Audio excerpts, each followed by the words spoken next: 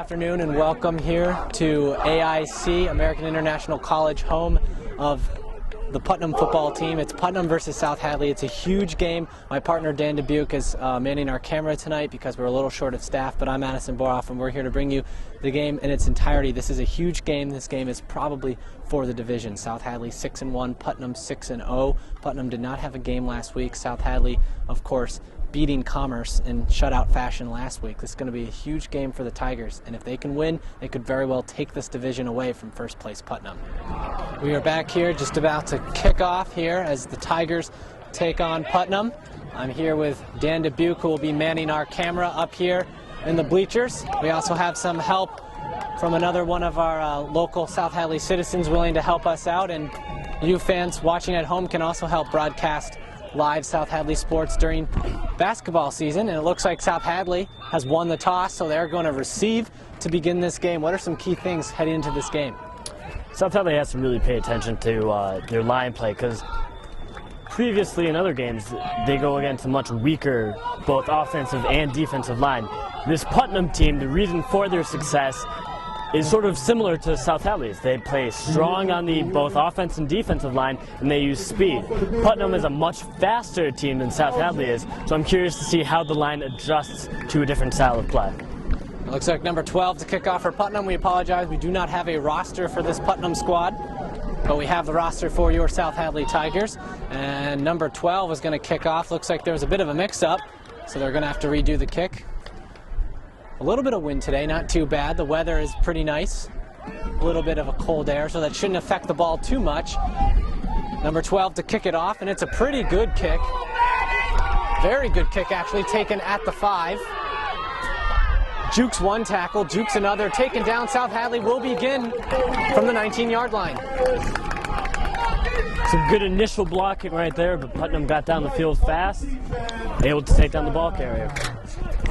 That was number 34, Luke Damaris, the junior, the younger brother of Big Ben Damaris, of course, class of '09, and a 1,000-yard rusher in his 4 years with the Tigers. And now we get to see the lefty quarterback, Zach Gunther, who has had a phenomenal season, both on the ground and in the air. And just like you said earlier, the quickness of this Putnam offense and defense is going to be something like South Hadley hasn't seen. Longmeadow plays more smash mouth. Putnam plays more agility.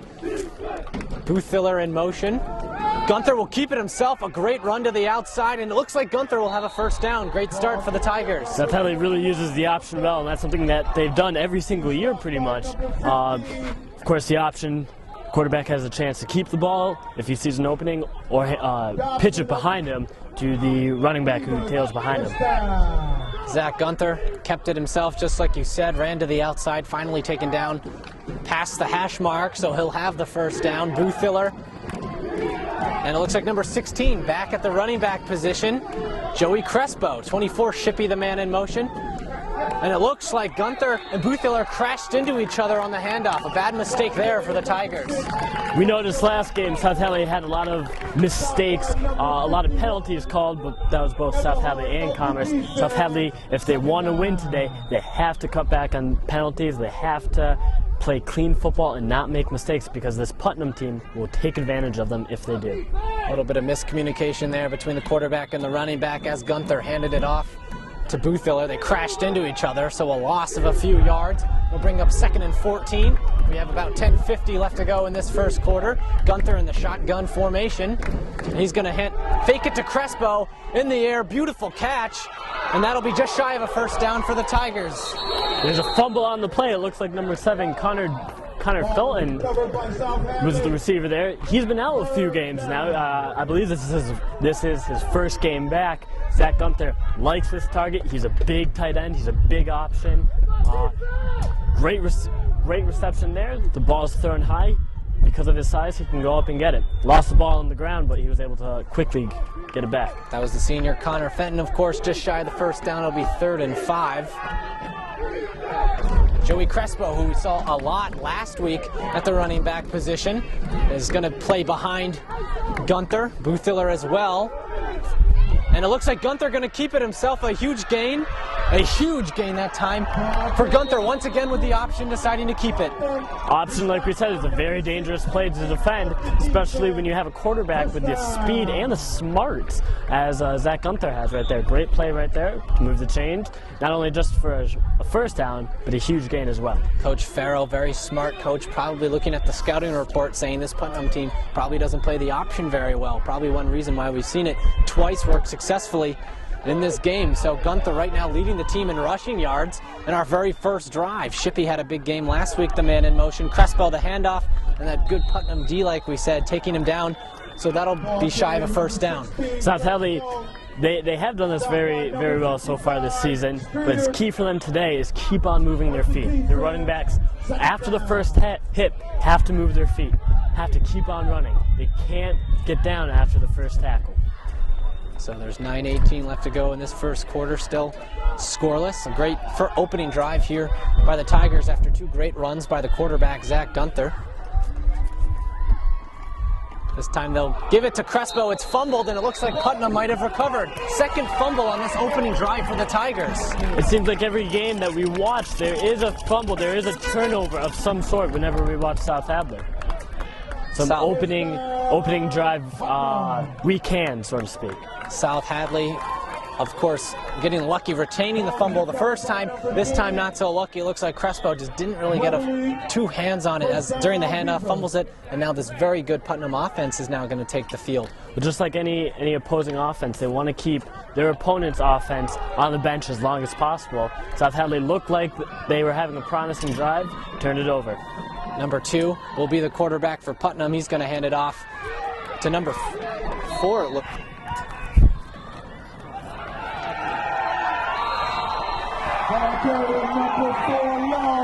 Sorry for the little break in action. Yeah, we apologize. Our camera had a little malfunction there. We apologize for that. You missed a good stop there by South Hadley as Putnam tried to rush the ball, and it'll now be 3rd and 10 for the Tigers defense. Like we said on the offensive side of the ball, South Hadley has not seen a defensive line like this Putnam team. Same on the offensive side for Putnam. Putnam has size similar to South Hadley and also speed. Their offensive line will go out, create holes, create opportunities. You see a long ball here thrown over the head of Putnam's number 1 receiver. Good coverage on the play by South Hadley. Looked like Crespo was in his way. Just a reminder now that the Beaver Den is open. The Beaver Den is open. Why am I putting this in? So this won't turn off anymore. If we have a tape in there, this won't shut off anymore. We have to be recording something. So a great stoppage there by the South Hadley D, and the punt will be downed at around the 28-yard line. So the great first drive we saw by the Tigers ended up working in a fumble. We'll take the field once more after a 3-and-out on defense. All right. We like to say South Hadley showing their defensive prowess on that first drive, making up for the fumble in the first drive by having a great defensive drive. Something that couldn't be taken into consideration for this game, South Hadley has yet to go to an opponent's place where the crowd could play a factor today. The last away game South Hadley had, of course, was the Longmeadow game, which they lost 28-6 in dramatic fashion, hoping to change that result into a win this afternoon. Connor Fenton is the man in motion as the tight end. This time Boothfiller will get it. Had a great game last week. Shakes one tackle, and he's down at around the 32-yard line. So my players to watch on the offensive side today is Boothler and sort of the Gunther to Fenton option right there. As we saw in the first drive, Gunther has yet to play with Fenton so far this season, so he's going to use that, his tight end, as a big target. And also Boothler, you've seen him so far in this season. Excellent runner. He has great vision, great eyes. And he has tremendous speed. Crespo as well, typically a wideout, playing running back the past 2 weeks, counting this week, and he's looked very good last week. They're going to hand it off to Crespo. He's shy of the first down. Looks like they'll be about 2 yards short of first down, so that'll bring up 3rd and 8, I believe. Number 16, Crespo, stopped by number 20, Weatherly of the defense. We have a 3rd down. Looks to be about a 3rd and 2 for the first down with 6.5 to go in our first quarter. We're still scoreless. Zach Gunther had 2 great plays in the first drive, and the second drive of the game, having a little bit of trouble getting things going. But knowing Coach Farrow, he probably has some surprise in store. As Shippey will get it, he breaks to the outside, slips through the hole. First down, can he take it all the way? No, he won't, but a great run there by Brian Shippey. South Hadley, throughout this year, has run a counter very well, as you see him tailing around the left side. That's the sophomore Brian. That was the sophomore Brian Shippey. Got 2 touchdowns last week. Looks like the ball might be moving back. Of course, if you run the ball to the outside, you have the high risk of running into a holding call by the offensive line. So we've seen 2 fumbles and now a holding call by the South Hadley offensive line. So a sloppy start for the South Hadley Tigers, but that was a great run by Shippey. Too bad it doesn't go for anything, and they're probably pinching themselves after that holding call. That was a huge call right there, because South Hadley would have had a first down in enemy territory. Now they're backed up into a 3rd and long. 3rd and 12 with 5:49 left to go. We have another stoppage of play here by the head official. I think they're questioning the ball spot. And they were questioning the ball spot, and it looks like they have it correct. The ball is at the 28-yard line in their own territory. 5:45 left to go. It looks like a blitz formation for Putnam. They're going to throw it up in the air. Risky pass there by Gunther, but a good blitz by Putnam's D. Well over his head there. 4th down, South Hadley, 4th down. So see how dangerous that penalty was, how risky. Great secondary coverage there by Putnam, not only blocking their receiver, but their defensive line as well, putting a great blitz pressure on Gunther as well, causing him to make that bad throw. Well, it looked like the pattern that the receiver ran was a down and out. The ball wasn't there quick enough. I mean, Gunther has to do a better job releasing the ball as soon as the receiver breaks to the outside. You can't wait for him to be there. Bullough with a sky punt. And it's going to fall down. Number 42 for South Hadley, Anthony Lucia, covers it up.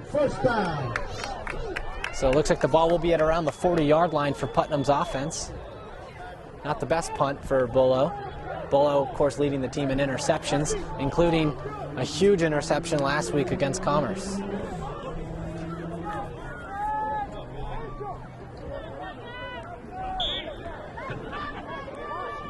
Have a flag on the play. We apologize once again for the stoppage. We're having some on the Beavers.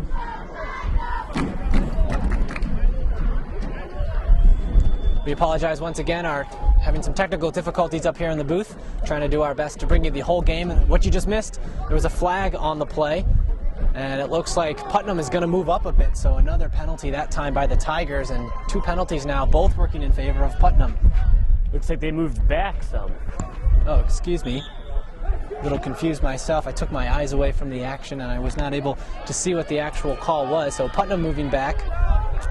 Like we said earlier, we are a bit short-staffed today, so if you are interested in helping this program out, we would love to have your input. Huge stop there by the Tigers. Looks like it was a 4-on-1 attack as soon as the ball carrier got the ball. 4 Tigers took him down. Huge stop there by the Tigers D. What's interesting is Putnam could have watched all the film they wanted to on this South Hadley defensive line. No film is going to prepare you against players such as Troy Johnson or Boswitz or Chico, or really the speed that this South Hadley has.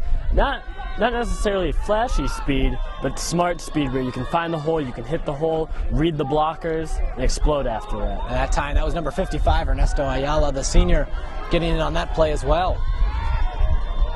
So that'll be a 2nd and 25. Some movement there on Putnam. And if this ball goes back anymore, they're going to run out of numbers to put up on the down marker here as they keep moving back. They're at 2nd down and 30. I think that's the most we've seen this season for any team that we've played. So 2nd and 30, they have a lot of yards to go to get that 1st down. And like we said in the previous games, the penalties and mistakes will kill you. South Hadley has to keep their composure here, still play aggressive D, even though they have some slack with the penalties. They still have to play the same smash mouth D right now. So 2nd down and 30, the clock is still going. We have a little less than 4 minutes to go in our 1st quarter. Number 2, great pressure, has to send it up. Number 1 looking for the one-handed catch, but number 5, Bullo with the interception. Surprised to see Bullo right there picking that ball off. The sophomore Anthony Bullo getting what I believe is his 5th or 6th interception of the season. Great defensive pressure to put the pressure on number 2, the quarterback. Going into last game, this is 5th, 6th. That was his 6th interception, I just got word. Last game going in, he had a 5th. Got an interception last game, 6th, going into this game, 7th. That was actually his 7th interception. I apologize for the mistakes. Our stat sheet, we do not have our stat sheet tonight. That was his 7th pick. He got his 6th last week. And what a turn of events. So 2 fumbles by the Tigers and some penalties. They come right back. And it looks like the defensive put great defensive pressure on number 2, the quarterback. He chucks it up. Number 1 tried to pull it in with one hand. It tipped up, and then 3 Tigers were there to make the pick. That was either going to be an amazing catch by number 1 from Putnam. The ball was there. He was unable to bring it in with one hand. Was hit by Crespo. The ball was in the air, and Bullo was right there to take it in. What we saw there was about 3 or 4 South Hadley secondary swarming to the ball, which is exactly what you want to see. Great work by the safeties there. Anthony Bullo, like we said earlier, his 7th interception of the season. That leads the team and could very well lead Western Mass. That's number 16, Crespo. Won't be close to a 1st down, but it's positive yardage for the Tigers. So that'll bring up 3rd and 7. They're 3 yards away from getting that 1st down. We have 2:35 left to go in our 1st quarter. Still scoreless. First game of the season that I can recall that, other than the Longmeadow game, that South Hadley has had a scoreless 1st quarter. Both of these 2 teams, it's just like watching a chess game, a very good chess game. Each team moves one piece at a time, not trying to give too much away to the opponent. Crespo once more pulls up the middle. 1st down. Looks like he was taken down from his legs, but is able to get the 1st down for the Tigers. South Hadley doing a great job by getting through the initial attack by the linemen. And in most plays, they're getting into the secondary, into the linebacker region, and that's where Putnam's making their stops. A great hole opened up there by the Tigers offensive line. Ernesto Ayala, number 55, is now on the offensive line. We saw him a little bit last week taking over the O-line position. Of course, the big men, Chico and Bozowitz, also in that line, along with number 65, Troy Johnson, who leads the team in sacks. We have a timeout. South Hadley. So Coach Farrow going to call a timeout, the 1st of the game. At this time, we like to say hi to the South. And it looks like number 76, Matt Bozowitz, is now going to check in the game for the Tigers. We like to say hi to the Putnam cheerleaders. What's happening, Beaver? What is their mascot? Beavers.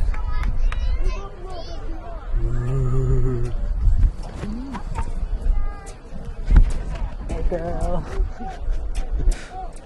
So as we have this time for the 1st out, as we've mentioned twice earlier in this game, we want to let you fans watching at home know that you can help out in our broadcast and even be able to call a few plays if you're interested. You can stop by the studio or contact Dan Dubuc or myself, Addison, Boroff, if you're interested in just filming. You get into the games, every South Hadley Tiger game.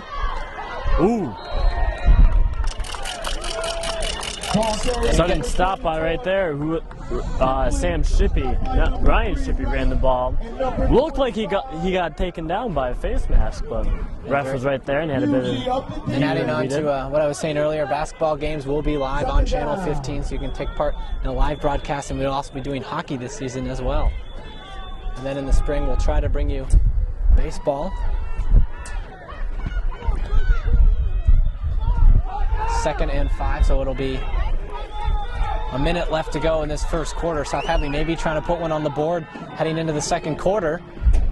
And they're going to give it to Crespo, having a great drive so far, and it looks like he'll have the first down that time. We've seen more of Crespo so far that leaves some questioning for maybe the second half, second quarter, that they're going to start giving Boothler the ball. Two different styles of running, but two very good styles of running. We have a measurement. So just like you said earlier, with that whole chess game mentality heading into this game, and it's really been a back and forth game.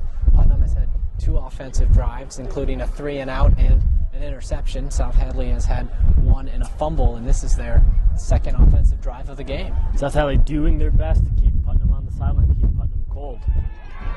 First down. So Crespo does get the first down from our vantage point. It looked like he did get it, and he does, as we just got confirmation from our officials here. So 45 seconds to go in our very opening quarter here. Putnam, like we said in the opening, 6-0 undefeated, and South Hadley 6-1. Their only loss coming to the powerhouse Longmeadow. A win here could very well shape the division for the rest of the season. Boothler, he gets a hard hit, but he's shy of a first down, and he's fired up after the hit. It's like Sam Pouliot was on the bottom of that. He seems slow to be getting up. Pouliot has had a history of leg problems. He came out early last week to tape up, and then he missed the game before that, so it's glad to see Pouliot back on the field. South Hadley has to do a better job of hitting their assignments on the offensive line. That way their running backs have bigger holes to run through.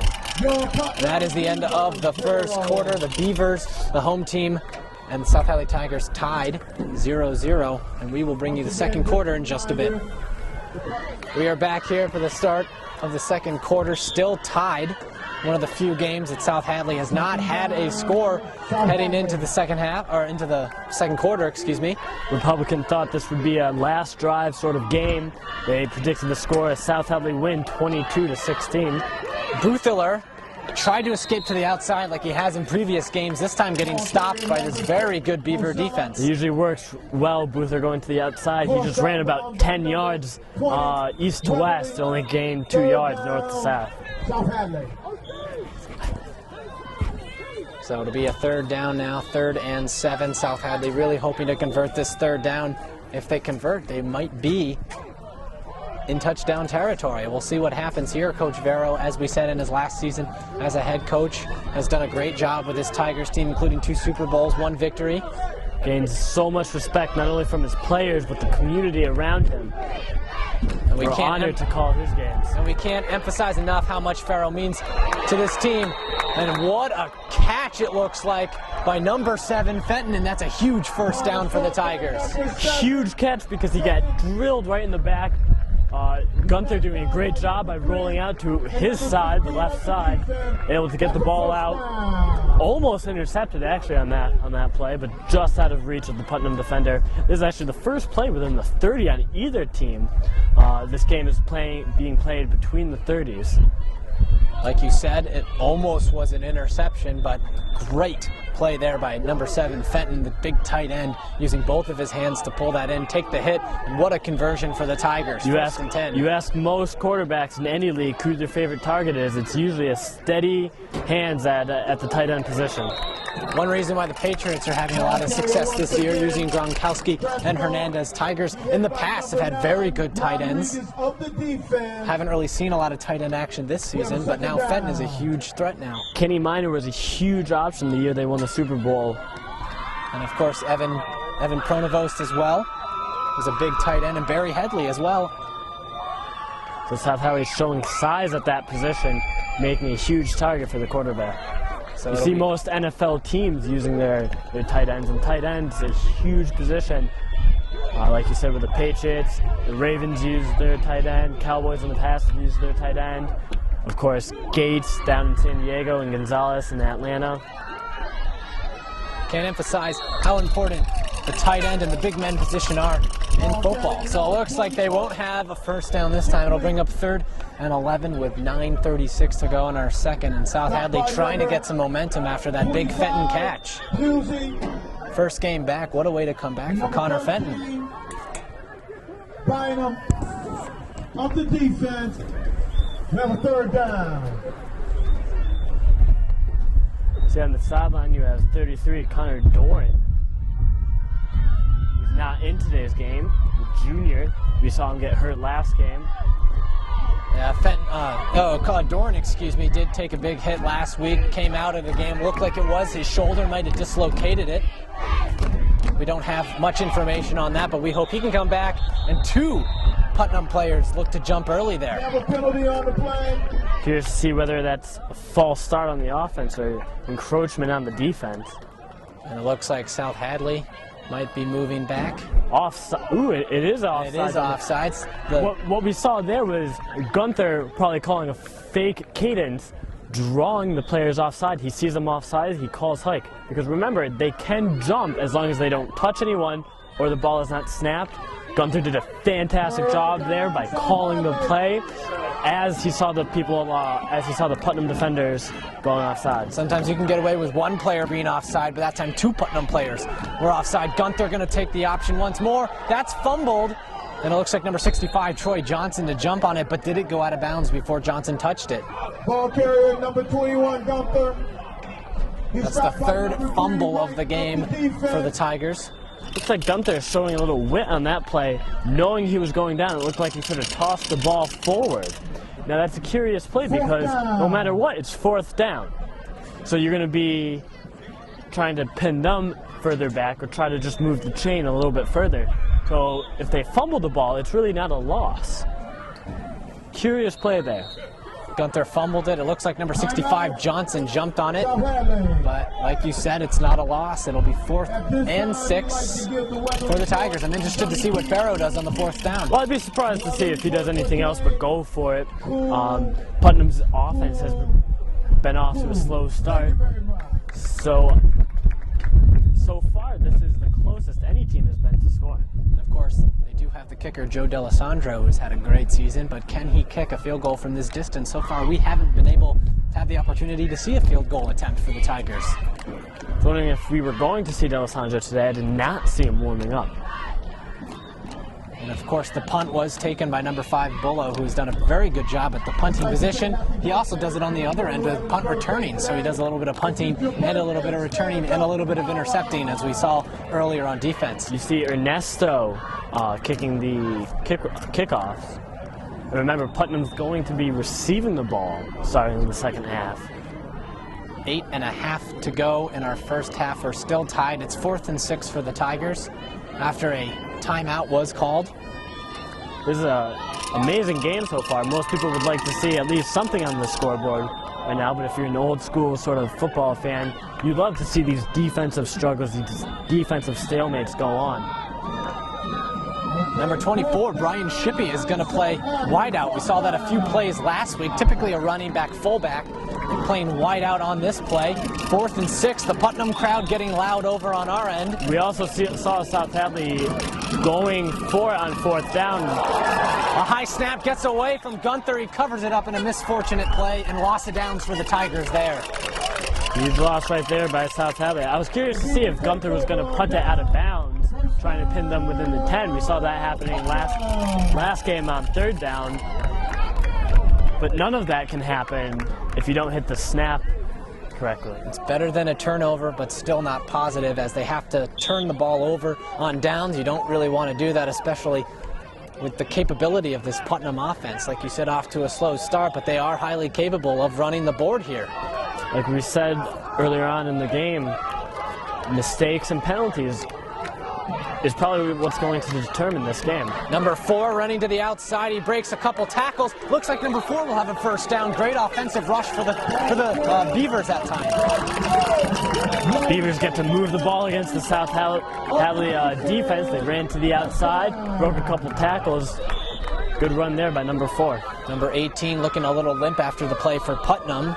Looked to be limping on his way back to the field. It looks to be his quad, it seems. He's going to get stretched out, and hopefully that Beaver player is able to return. We saw a few injuries last week because of the cold weather. Handed off to number 4 again, breaks to the outside, but this time number 82. Anthony Lattis. Number 82 Lattis on the tackle. South Hadley not being fooled twice. Looks like the defensive coordinator yelling across the field at his Tigers player. We could hear the yelling from up here. We saw that a little bit last week, but great Tigers coaching, making sure that they get the job done. So it'll be 2nd and 6 after the stoppage by Lattice. Number 4 was one of the key players to watch heading into this game. Number 9, excuse me, the tight end is in motion on the left side. They'll give it back to number 4, and he gets hit hard, and a huge stop for the Tigers. Huge block right there on number 73. Brian Chico was just pancaked on that play. Brian Chico, also the center on the basketball team here, a big guy using his size to his advantage there, putting all of his weight into that tackle, taking down number 4. 3 straight running plays, and I'm pretty sure Farrow told the defense not to be fooled by the running play. 3rd and 6 right now. Putnam has been unsuccessful so far in 3rd downs. Curious to see what they're going to call. Of course, they had a 3 and out, forcing to punt, and then of course that big interception. Putnam so far unsuccessful throwing the ball, as they've gone 1 for 2 with an air ball on the first throw and an interception on the second throw. That could have been a great catch on that throw. We do want to say though, this Putnam team very capable of scoring, as they are undefeated and atop of the division with South Hadley only a game back in second, 6-1. Putnam 6-0. They got the week off. South Hadley victorious in blowout fashion against another Springfield school, Commerce. Well, right now both of these teams are tied for 3rd in the Division II Super Bowl rankings so far. So this win for either team will be huge. Of course, giving them the league picture title. South Hadley has a pretty easy schedule the rest of the way after this game, so if they can beat Putnam, they might be able to run the board on the division the rest of the season. Of course, if they win today, they can't get careless for the rest of the season. Number 1 looked like he had almost a highlight reel catch in the making, but great secondary by the Tigers. Crespo has sort of been all over the ball. I'm surprised to see Putnam throwing in his direction, as Crespo has been involved in every passing play so far. And of course, number 5 Bullo with the interception earlier also was on that pass breakup, and he'll stay on the field with number 6 Boothiller for the punt return. Great defense so far, as Putnam saw their first down of the football game. Very well-educated pass play there, but just was not able to pull through. He had caught the ball, but he was unable to bring it in. And Boothiller calls for a fair catch at about the 10-yard line, so they are deep in their own territory to begin their 3rd offensive drive.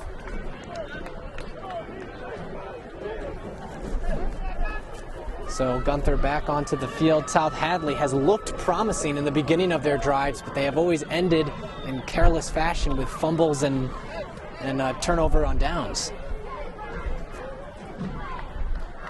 We began the game about the 19-yard line, South Hadley going opposite. We have yet to see a play within the 20s on other than the first play. We have yet to see a play within the 20s on either side of the football field. So here's Gunther now. Gonna hand it off to, looks like, number 16 Crespo. Crespo getting a lot of snaps for Dubois, who hasn't been playing the past 2 games. Dubois and Connor Doran are 2 key players that are out, so now they're relying on Boothiller, who has done a great job, and like you said, Crespo and number 24 Shippey, who scored a few times last week. And now number 7 Fenton is back into the offensive lineup. That really helps out this Tigers team. And I'm excited to see how this South Hadley offense will look once all players are back and healthy. Hopefully that will be soon. So Lattice, number 82, is the deep man. Number 7 Fenton is the man in motion. And it looks like we'll have another stoppage in play here. Timeout called by South Hadley.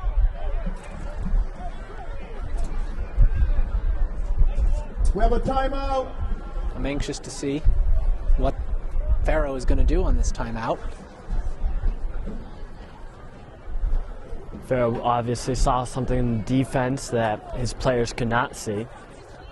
And right now you see the offensive coordinator talking to the quarterback, number 21, Zach Gunther. who's done a phenomenal job on the ground despite the one fumble, and even in the air as well, finding Fenton for a first down pickup. South Hadley always providing a intelligent quarterback throughout the years. So now we'll see number 24, Shippey, on the bottom of your screen, and on the top of your screen, that's number 82, Anthony Lattis. They'll give it a fake, and it looks like Gunther, that ball just slipped out of his hands, intended for number 7, Fenton. Tried to release it a little sooner than he should have. Ball sailing on the tight end, Fenton. It was a well thought out play. That was probably what the timeout was, but wasn't able to pull it off there as Gunther just put a little too much mustard on the throw, so that'll bring up a 3rd and 6. We see the big man, number 65, Troy Johnson, getting into the offensive line, usually a defensive threat, leading this team in sacks, and actually was 2nd in the league last year in sacks, and also a Western Mass wrestling champion. Would not want to line up against him. So we have 6 minutes to go in the first half. We're still tied, and what a thrilling game we have for you here at AIC campus in Springfield. They're going to go deep. Gunther airing it down the field. Boother makes a Boother caught it, and it seemed to fall out of his hands as he hit the ground. So a potential highlight reel play for the Tigers there. Had me sold on that. I thought he held on to it, but he hit the ground. Boother a little slow to get up. Looks like he might have slammed his back and got the wind knocked out of him as he hit the ground. Looks like number 82, senior Anthony Lattis, is also down on the ground. We're hoping that it is just a cramp, but could be more serious. We'll keep you updated. And there's Pete Krasner, a school trainer who has done a great job with all the South Hadley teams. What a big play that would have been for South Hadley. Boother had the catch, and as he hit the ground hard, he dropped the ball. Can't really blame anybody for that play not pulling off. It was a great throw, a great catch. He hit the ground hard. There's also great coverage on that play too. And that's always big when a quarterback can throw into heavy coverage and have the play or potentially turn out to be successful. So Lattis gets up and jogs off the field under his own strength. Always a great sign for an injured player. And it looks like they will punt on 4th and 6. There's number 5, Anthony Bullo, back to do the kicking. Number 1 is deep at the 50-yard line to receive for the Beavers.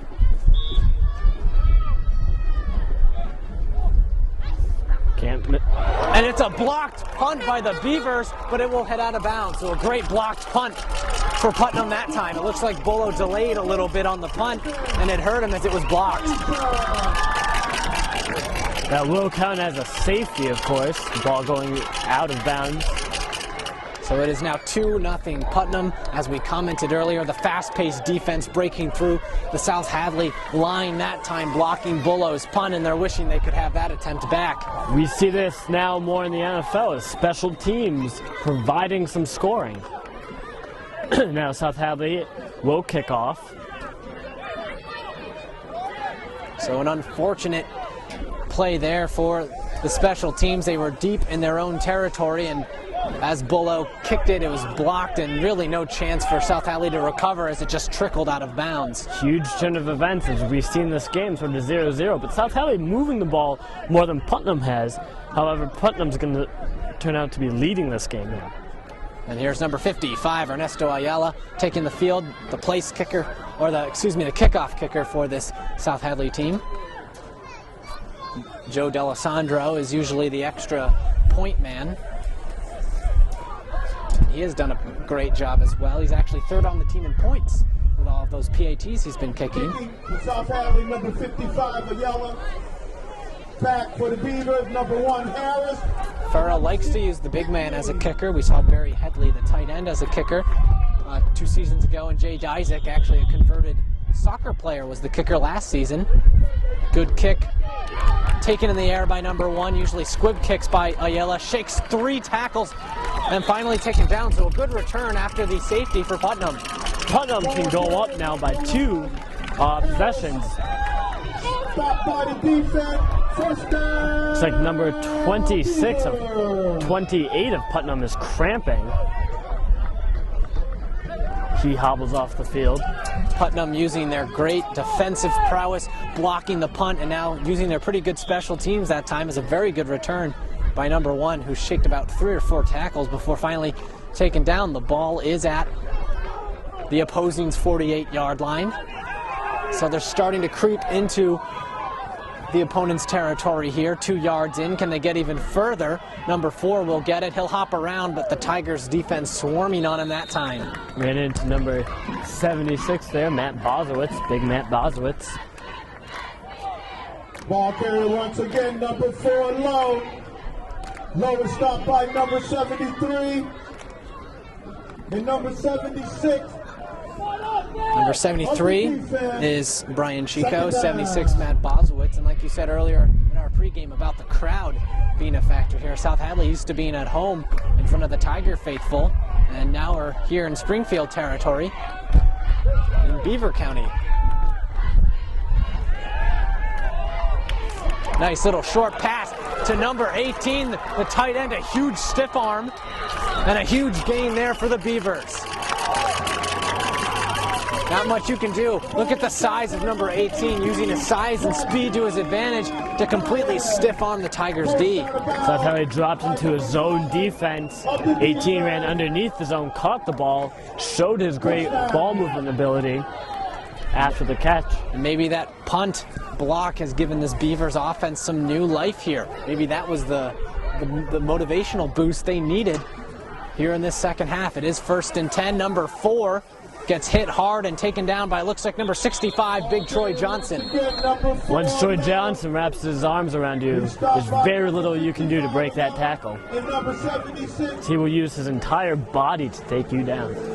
That time, Troy Johnson making the tackle. Haven't seen much of Johnson in this game so far. Second down. So we have 4:10 and counting to go in our first half. We are glad to bring you this road game, our first road broadcast of the season. The first was against Longmeadow, which was a loss, and this is a much better game than that Longmeadow game. Very tight game, very even. Looks like it's going to be a timeout called on Putnam. We have a timeout. Beavers. This will be a huge possession if Putnam can score. Waste some of the clock because they receive the ball in the second half. So if they can go up 10-0 and receive the ball, they put their team in a great position to win. At Abdow Stadium, no smoking. So we have a little less than 4 minutes to go in our first half, and we hope the second half is just as good as this first half has been so far. South Hadley rarely gets shut down. They have not yet this season. Their loss to Longmeadow, they only scored 6 points. South Hadley used to shutting teams down, not getting shut out themselves. Now here's number 2 under center. Quick little handoff to looks to be the fullback, number 28, and he gets not a great gain there as it's 2nd and 14, but that'll bring up 3rd and still long. The Tigers on that tackle right there. Up the defense. 3rd down. Tigers D has looked pretty good so far in this game, but their offense needs to step up a bit. Gunther has looked pretty good in the air, and also the ground game, not as effective as it usually is, but still working to a clockwork so far here. Here's number 2, looking in the air, and he overthrows his target, number 15. Great coverage by number 16, Crespo. Like number 15 was sort of running a post inside, and the quarterback was giving him to the back of the end zone. And Crespo was right there to make the tackle or the defensive breakup if need be. Great defensive units every year that Coach Farrow puts on the field. Looks like Putnam's their offense is gonna stay on the field as it is 4th 10. Of course, in most college games or NFL games, when you're in this position, you would kick a field goal. But in high school, you don't really have that set-in-stone kicker that can make it every time. And they are knocking on the red zone door here at the opponent's 25, not quite in the red zone yet. Hoping to get in there on this play. Number 2 up. Beautiful grab by number 15, and could this be the change of the tides for this game? Oh, absolutely. That was huge for the Beavers right there. With coverage on the play, great hands by the receiver. Crespo right there to take him down, though. Great coverage by Crespo all game, but this time number 15 jumping up, using both of his hands to securely catch the ball, and that is a huge momentum shift with 3:04 left to go. Looks as though Crespo was also going for the ball. Surprised to see him go up in the air. Usually Crespo likes to stay down and hit the ball out of the receiver's hand. Number 4 now going to try to hand it to their star running back. Not a big game, and not a big gain, excuse me, and something we've seen all season. The running game not very good against the South Hadley Tigers D. They're very good at run blocking. Of course, every yard counts when you're this close to the end zone. It'll be 2nd and 8, so a gain of 2, like you said. Positive yardage is what you want, eventually getting you into the end zone. So that was the very first red zone play we've had in the entire game. Putnam, knowing they're close, probably going to be using a lot of the clock to their advantage. And the ball is at the opponent's 9-yard line, excuse me. This is the second red zone play of the entire game for both teams. Putnam trying to get this home crowd crazy here, and it looks like a false start and offside there by number 73, it looks like. Penalty on the play. Looks as though South Hadley is excited about this. Could be false start. Brian Chico moved a little bit early and pushed him to go offsides. That was, like we said, number 73, Brian Chico. But like you said, it's a false start on Putnam, so close call there for the Tigers. That's a 5-yard penalty. That also opens up the pass a little bit more. Because as you get closer to the end zone, more people are squeezed into a shorter area. So the passing game isn't always as effective. This sort of spreads the field out a little bit more, so Putnam might go to the air. And they're going to keep it on the ground as number 4 has had a pretty good game, gets a pretty good yardage, so they're back at where they previously were, minus the penalty. Putnam set up for the outside as number 4 was able to go in between the tackles. 3rd down, Beavers. 3rd down, and close to the 1st down marker, and even close to the touchdown marker here. Looks like it'll be 3rd down and 8 yards to go. A little over a minute. And they are at the 9-yard line, so they are knocking on the touchdown here. They really want to get in before halftime and leaving Tigers less than a minute to try to get close in this game. Putnam is up because of the safety, so the score is 2-0. Timeout. So whether Putnam scores or not, like you said, Putnam will have a lead unless South Hadley can be players for the dramatic here and maybe take an interception or a fumble back 90-plus yards for a touchdown. Not like we haven't seen that before from this electric South Hadley defense. We saw a pick 6 on the very first offensive play of the game last week by number 40, Nate Garand, who we have not even seen out on the field tonight. He's been on the field, but not around the ball. Put your hands up. We'll bring you the ticket. Put your hands up.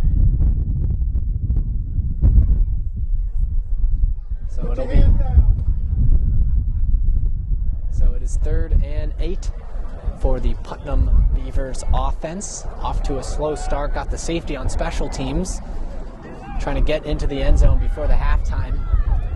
And South Hadley will be down 9-0 if they are not able to score. 10 if they decide to go for 2. That is a 2-possession game. Unless South Hadley can come up with a stop and maybe take a lead before the half here. It is anything is possible with this Tigers defense and this Tigers offense. Putnam crowd starting to get a little more lively here on 3rd down, hoping that their Beavers can try to score. Tigers trying to prevent them. Number 4 with the handoff. Great stoppage there by the Tigers D. Huge play coming up. Putnam will be going for it.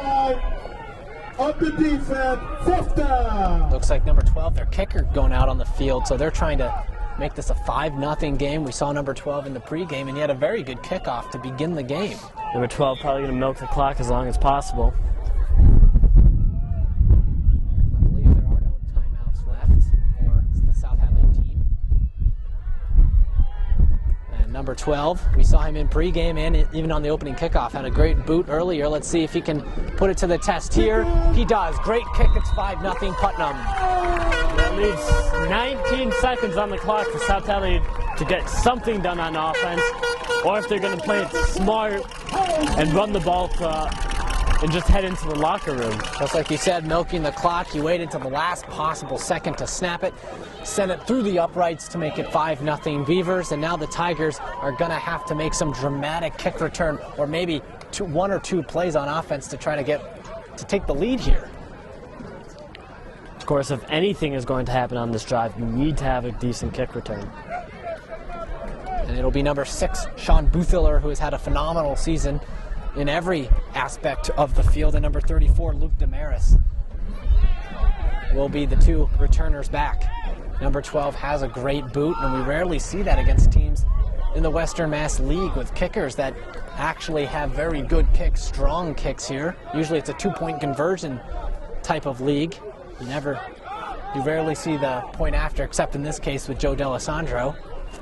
A lot of linemen playing kicking position today. Looks like Putnam has their own kicker, which is a very strong aspect. One reason they're undefeated.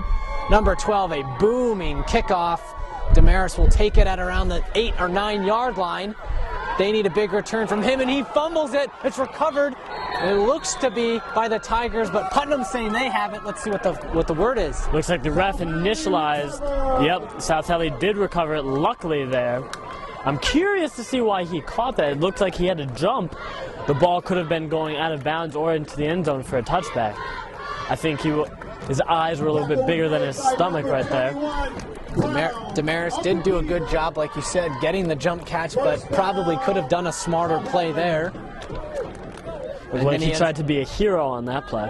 And then he fumbles it at around the 10 or 11 yard line, causing South Hadley to almost lose possession. That's the third fumble of the game for this Tigers team. Second recovered by South Hadley. I'd just be surprised to see anything else but a running play here. 11 seconds to go, 5-0. And they do give it to number 24. Shippey gets a huge gain, shakes off a few tackles, won't get a first down, and that will do it for our first half. At the end of the first half, it's 5-0 Putnam using the kicking game and the special teams, so offense has not been a factor at all for both teams. 3 turnovers by the Tigers, a couple of flags, like we said. What's South Hadley going to have to do to run the score in the second half? Well, for the first quarter and for the first half of the second quarter, South Hadley really controlled the game, mostly on defense. Their offense was able to get things done, but like you said, turnovers, penalties that pushed them back. There was a huge 3rd and 2 conversion that they had made that was called back on a holding call. So what South Hadley needs to do the second half is realize that they were able to move the ball on this Putnam team. They were able to make stops. So overall, they played a better half but trailed this game. But if I was Putnam, you need to establish something on offense. They've been unsuccessful so far. And I would also like to see South Hadley get Boothler more involved in this offense. Use his speed. You have a running back who has proven himself against other teams in this league, so we need to establish his running game instead of Crespo's powerhouse game. And we can't emphasize enough the importance of today's game. Putnam 6-0, South Hadley 6-1. Their only loss coming, of course, to the AA League powerhouse Longmeadow Lancers. This is a road game for South Hadley. It's also the most important game of their season. Do you think the importance of this game is maybe showing their nerves out on the field? Well, for the players, yes. I mean, Ray Farrell, obviously a fantastic coach, is going into the locker room probably saying exactly what I just said, saying, look, you're the better team so far out there. But Ray Farrell doing a great job always in history of sort of calming his players down, keeping them level-headed. So I think that's what he's doing in the locker room. Going back to X's and O's, and South Hadley needs to do something on offense other than make costly turnovers, costly flags, and hopefully get into the end zone.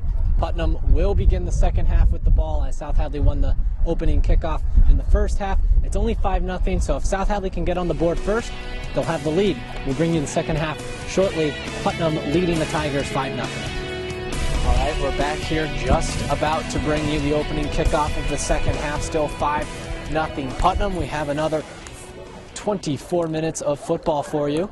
Putnam really controlled the game in the late game of the second half, of course, scoring the field goal that put them up 5-0 and the blocked punt, which they ended up getting a safety on. Ayala with a little squibber kick, and it's picked up by Surprised he picked that up. The ball looked like it was going out of bounds. Looks like it might have stopped right before it headed out. So a great break that time for the Tigers. And Putnam, who controlled the game late in the second half, will start the ball on offense here in the second half. First half, excuse me, here in the second half now. We saw the passing game opening up a little bit in this game that we haven't seen in previous games. Of course, Connor Fenton getting involved, and a big catch by number 15 for the Beavers in the first half as well.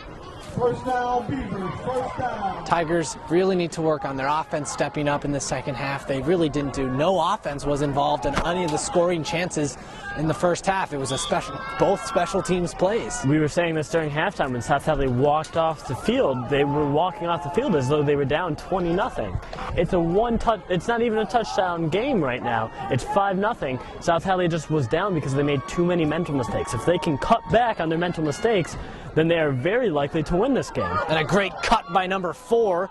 Isn't able to get a huge gain because he was running to the side, but he made a great break tackle, and he'll be shy of a first down. Big Troy Johnson, number 65, on the tackle.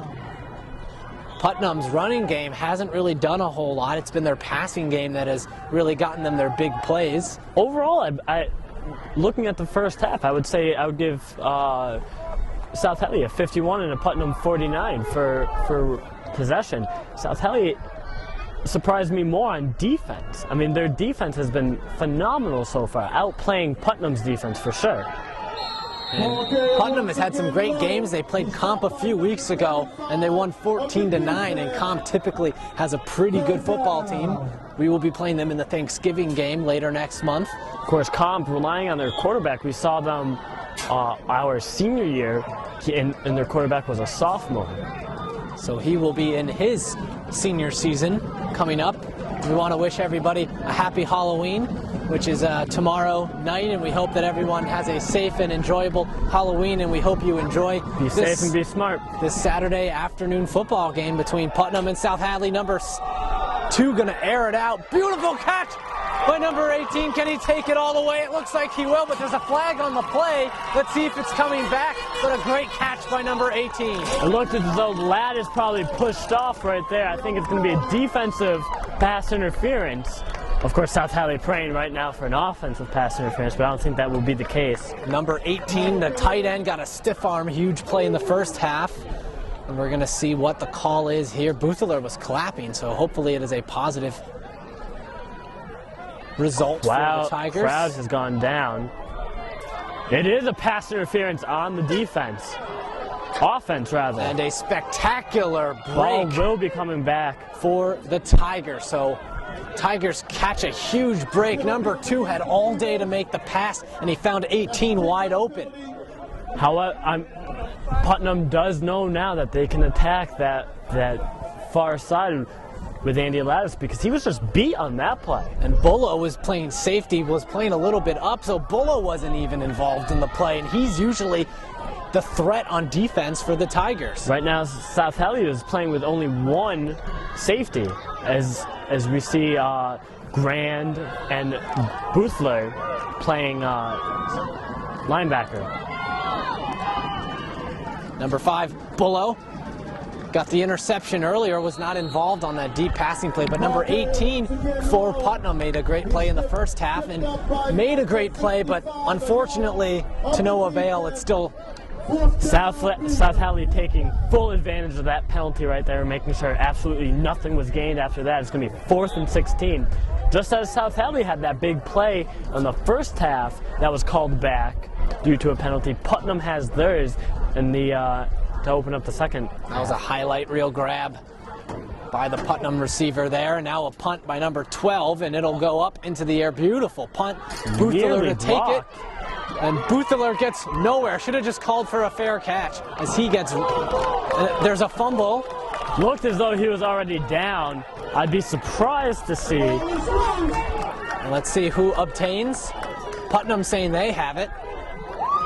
South Hadley pointing down to the ground saying he was down. It looks like Putnam recovers. See Coach Benny Sabs right there yelling at the ref saying he was down. It looked as though he was down. Looks like his left knee might have gone down, and I think he should have just called for a fair catch to begin with. Oh, absolutely. We see so far a fumble is killing South Hadley. So that is the 4th fumble of this game, 1st of this second half. It looks like Boothler was in position just to call for a fair catch, tried to be the hero and take it, and he ends up getting a huge turnover for Putnam. Of course, we were saying it earlier this game that penalties and mistakes will kill this team. So Putnam got a touchdown that was overturned the last drive. Now they have full momentum in another drive, and there's another yellow flag on the play. Number 4 with the rush. He was just stopped in his tracks right at the line of scrimmage as Ernesto and Crespo there to make the stop. Number 2, I want to give number 2 a lot of credit, the quarterback for Putnam in this game. He's incorporating the pass game, which we haven't really seen a lot this season for either team. Made a great throw to number 18 earlier, and he's made a couple of very smart plays at minus the interception. I'm still flabbergasted that was called a fumble. And Coach Ben Sabs, like you said, one of the assistant coaches here, was yelling at the ref saying he was down, and a lot of the players were pointing to the ground saying his knee was down, but there is no instant replay and challenges here in high school, unfortunately. So the ref's word is the final call here. Of course, and if you're playing away, the refs are going to be listening to the crowd. And number 15, a great little pass there for another Putnam first down. Second time 2 and 15 have hooked up tonight. Crespo does a great job by making that last second reach and tackling him. 15 had end zone written all over him. Great little route run there by number 15 as he went in towards the middle of the field. Makes a nice little catch and then made the catch and then some. Looks as though Putnam had a great halftime as they're making the second half adjustments right now. South Hadley usually dominating in second half adjustments, but Coach probably said we're up 5-0, but let's defend our home turf and go to 7-0 on the season and ruin South Hadley's chances of very well winning this division. Even if South Hadley does lose this game, they drop to 6-2 and have a pretty easy schedule the rest of the way. 3rd and a little bit more than a yard. It will be about 3rd and inches, like you said, on the opponent's 41-yard line. And of course, if they do eventually score on this drive, it is off a South Hadley fumble. Those penalties and those turnovers killing the Tigers. It killed them a few weeks ago. It's stopped absolutely in his tracks for a loss right there. That's what happens when you try to run against Chico and Troy Johnson. Very good defensive line. The secondary as well for this Tigers team, not looking as sharp as they have in past weeks. Punt is being yelled from Putnam's sideline. Why not when you have a punter like number 12 that can pin them in their own 10-yard line? Ruther and Bullo backstepping right now. We've seen some great punts and some great kicks by number 12. His kickoffs have been absolutely phenomenal. And of course, right now, this game is being decided so far on special teams. Number 12 sends it up in the air. It'll take a bounce at the 20. Will it go into the end zone? It won't, but it'll be stopped at the 4-yard line. So another great punt by number 12. Number 12 so far the player of the game as he's kicked the field goal. Great to put them in great field position. And also his punts are what's leading to South Hadley turnovers. He scored 3 out of the 5 points, and of course a punt block defensively for Putnam is the second as the other 2 points, and what a punt is now South Hadley going to have to start from their own 4-yard line. South Hadley digging themselves their own grave right now. And Gunther has looked very sharp in this game on the ground. He has 1 fumble, no interceptions, and he has gone to the air a few times. He has yet to go to the ground. I did not see him go to the ground in the second quarter, and yet to so far. This is South Hadley's first drive of the half. Great run by Chico as he gets a few extra yards trying to dive. Looks like Crespo. Looks like he was tripped. Oh, Crespo, excuse me. Crespo looked like he was tripped and then tried to dive for those extra few yardage there. So great hustle play there. Of course, South Hadley playing it safe, going right up the middle when your back is this close to your own end zone. And you would hate to see another safety being called, although it would make the scoreboard make more sense. You don't really want to throw here either because an interception can lead to a pick six. We saw Commerce make that mistake last week against the Tigers D. Fenton, his first game back, is the man in motion on tight end. Buthler with the handoff, and like you said, incorporate Buthler more. They do, and they get the first down. Of course, we didn't see Buthler a lot in the first half, and as we were saying there in the second half, put the ball in your best ball handler. As you would in basketball with 2 minutes left to go, you're obviously giving it to your superstar. Right now, your superstar is Buthler. Buthler, his favorite thing to do is run to the outside and use that speed and power. He does that time and gets up a huge first down for the Tigers. Either run to first and 10. And you don't always have to run to the outside because you can be doing a lot of work for not a lot of yards, but just find the holes. And Buthler's strong point is exploding through the holes. We've said this a number of times. Another fumble recovered by South Hadley. It was a great pitch play from Gunther to Buthler, but luckily there's a Tiger player right there to cover it up, so that's the 5th fumble of this game for South Hadley. Now, I was saying before, Buthler has that great explosive step. Once he gets by someone, once he finds his hole, he can explode through it. A lot of mistakes in the turnover department for the Tigers. 5 fumbles, that's the most I think they've had in an entire game this season. South Hadley has to do a better job of holding on to the ball. So no deep man at receiver. Elias playing more like a tight end as they're going to jumble everybody close to the O-line. Crespo going absolutely nowhere except for backwards. Great stoppage there by the Beavers D. And if South Hadley can't convert a conversion here, Putnam once again knocking on the red zone door on offense if they can try to get a defensive stop. Of course, last time South Hadley had to punt in this sort of situation, it was blocked. One thing we want to mention, South Hadley had 0 plays in the red zone in the first half. So it just goes to show about the dominance of this Putnam D, and it looks like number 15 fell down on the ground. It looks like he might have cramped up and hit the ground. Nothing was going on. South Hadley was still in their huddle, and 15 just fell to the ground. Well, that's what happens in this cold weather. Your muscles, after being warm for so long, being in the cold air, your muscles will tighten up and start to cramp. This is a huge loss for Putnam if they lose 15. He's been their go-to receiver, making 2 first down receptions. Hopefully it's just a cramp and he's able to go back out. They're signaling water.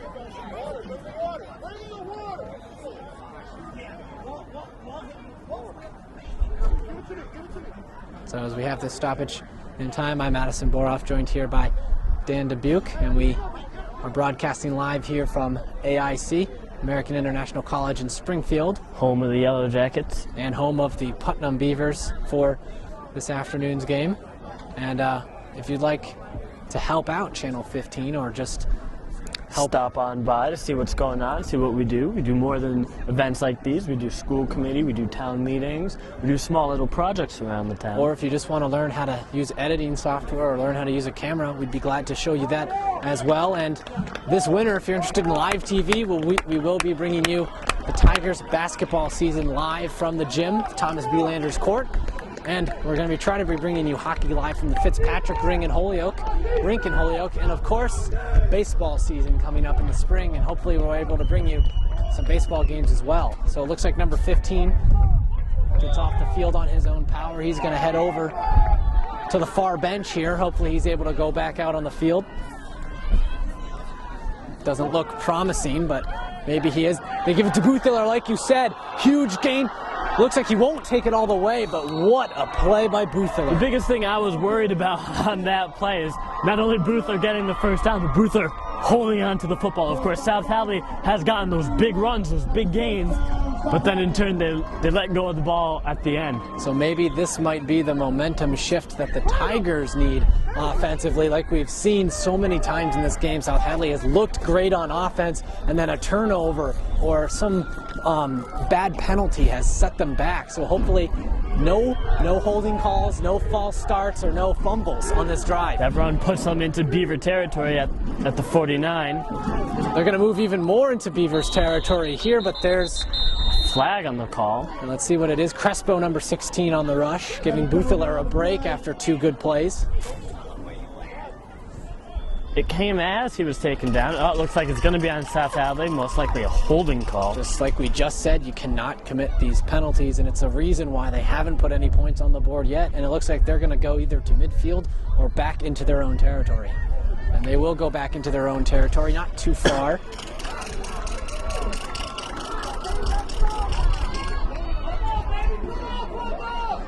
Is that a 10-yard penalty? First down, South Looks like they're Holding. looks like they're going to give a 10-yard holding penalty to South Hadley, so they've bumped back to the 41-yard line, their own 41-yard line. Hopefully they're able to get back, break the 50-yard line, get into the red zone. 0 red zone plays in the first half. An amazing stat for this great South Hadley offense. The 1st and 20, first down at their own 39, or at the opponent's 39 rather. They give it to Shippey, who then gives it to Boothiller to the outside. Boothiller once more, a huge first down, and Sean Boothiller doing everything right now in this second half. Like we said earlier, he needs to have the ball in his hands. Right there, South Hadley running a reverse. Boothiller doing what he does best, getting to the outside, exploding once he has that hole, and a lot of people need to take this player down once he gets into the open holes. Luckily, Putnam was able to recover on that play, shift their players over, and overwhelm Boothiller. Boothiller and his teammate Troy Johnson were 2 of 7 Super 7 players to watch this season, and they're living up to their name. Of course, Johnson, one of the top 3 in sacks, and of course Boothiller having a phenomenal season. Oh, absolutely, and usually, you hate to see this, but when a player is sparked to have such a great season, sometimes they disappoint. Shippey with a huge gain. Shippey could be a touchdown, and it is. South Hadley on the scoreboard, now with the lead. Just like we said, give the ball to your star player. Shippey, 2 touchdowns last week. Not only was that a great play by Shippey, but that was a lack of defense on Putnam's end as well. Well, South Hadley using their size on the O-line, creating space, creating the hole, and not only getting the front blocking, but also getting blocking with the linebackers. South Hadley able to make that hole. We see South Hadley show so many styles of running with so many different backs, so many versatile backs. You have Boothler, you have Crespo, you have Shippey in today's game.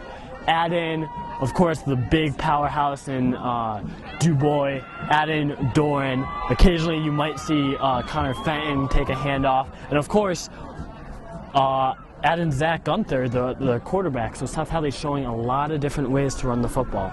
And Shippey got the ball. He looked like he was going to break to the outside, then cut inside. Putnam didn't know what to do, and that was a 50-plus rushing play there for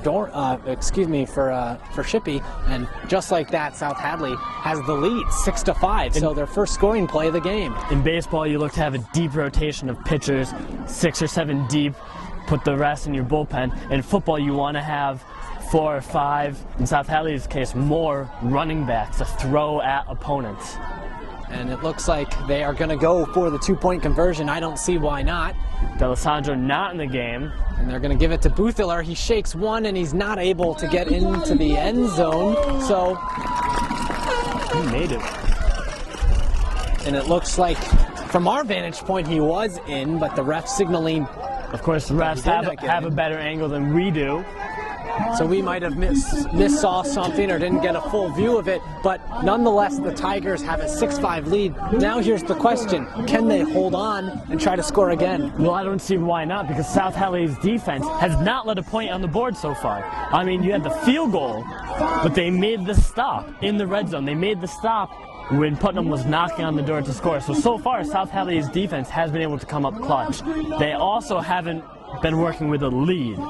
So we don't want to see South Hadley get careless, especially in the secondary, because we saw Putnam be able to throw the ball, but the play had to come back.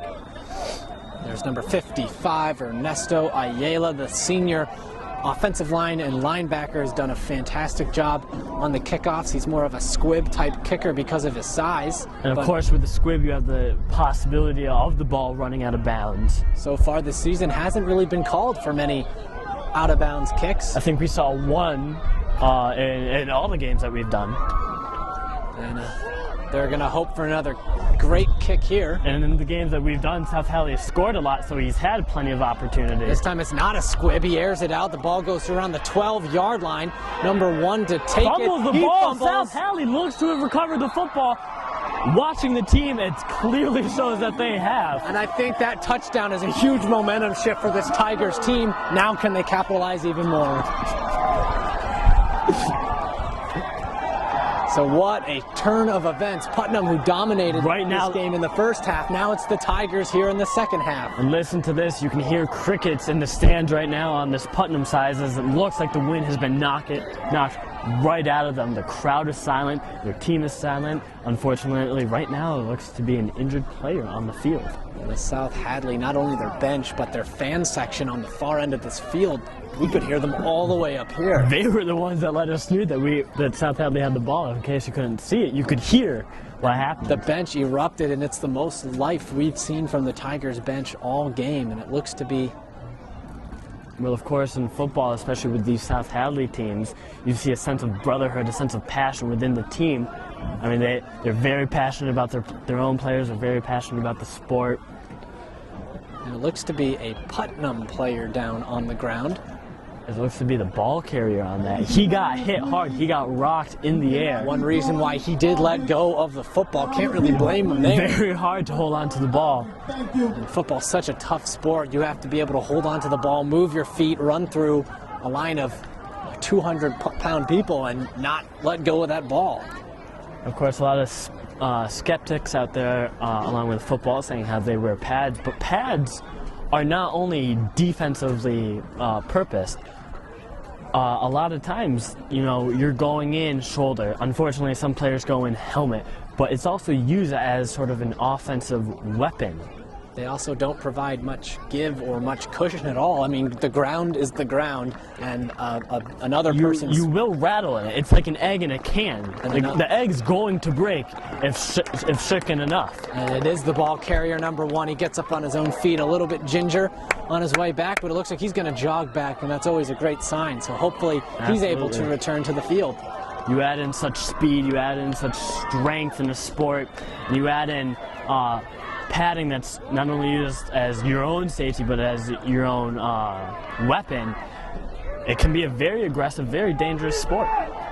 So we have 3:30 left to go in our third quarter. South Hadley scoring offensively, getting the fumble recovery on the kickoff, and new life for Ray Farrow's team. Well, right now, South Hadley clearly showing that they have the upper hand right now as this Putnam team looks down. They're looking to force a turnover right now. Putnam, I think, will benefit most off a turnover. I mean, any team would, but right now it looks like that's what it's going to take to give this Putnam team life. Number 15, who got injured earlier for Putnam, back into the game now. They give it to Boothler, trying to break to the outside, tries to cut back inside. Not a huge gain for the Tigers that time. Looks like maybe 2 yards right there. Try to stretch out for a 3. One player that's great to see back is number 71, Pouliot, under center, who has had a career so far of being injured, of course, breaking his leg. In all sports that he plays, both football and basketball. A few seasons ago, got hurt and missed the entire season. Last year, missed most of the season, and now he's back this season after missing the first few games. Looks like the ref gave the knee spot instead of the ball spot. It's now 2nd and 9 with just under 3 minutes to go in this South Hadley dominating third quarter. Gunther going to take it himself. Doesn't get a huge gain, but positive yardage is positive yardage. Whistle was blown, so the fumble will not count. Looks like they will get forward progress. Looks like it was stripped by number 13, but like you said, the whistle was blown, calling for a dead ball.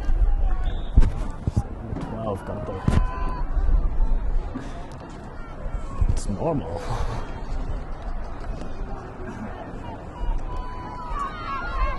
$2:19 to go here.